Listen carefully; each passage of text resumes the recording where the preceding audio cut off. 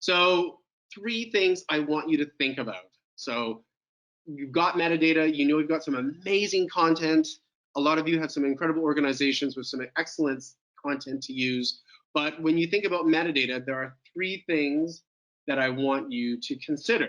Number 1, what problem are you trying to solve? And you want to ensure that you know what your business goals are and how they're going to contribute to those goals. So what is this DAM, CMS, MarTech, what is it trying to do?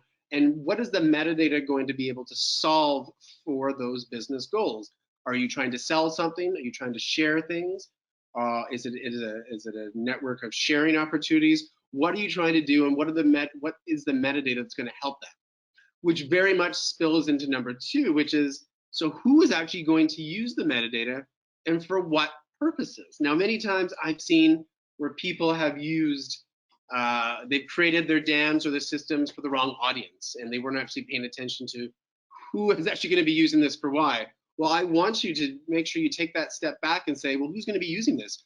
Is it marketing? Is it sales? Is it communications? It could very well be all 3 of those at the same time. But I want you to better understand and explore who that is, because then you can better make decisions on not only just what metadata is going to be in there, but how they will use that metadata, because it will speak to them. It'll use the language for them to help them better identify what it is. If there are people looking for the cookies or the crisps, you want to make sure you're using the words that apply to what they're trying to do and to their jobs. Now, we'll get a little bit more into strategy in one of the other sessions, but I wanted to leave you today with that sort of idea of, okay, who's going to use this and why? Now, this also then moves into number 3, which is, so what kinds of metadata are important for all those purposes?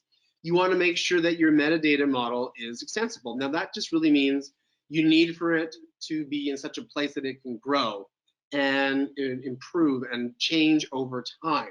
That it's not so restrictive that you can't make changes to it, but that you're allowing things to be edited and evolved over time. Many times people will say, hey, how's your metadata? Is it done? My answer to them is my metadata is doing great, and it's never done, because it's always going to be growing and changing and adapting to my users, to my products and my services. So metadata is never done. And if your manager or boss says, hey, so how is that metadata project going?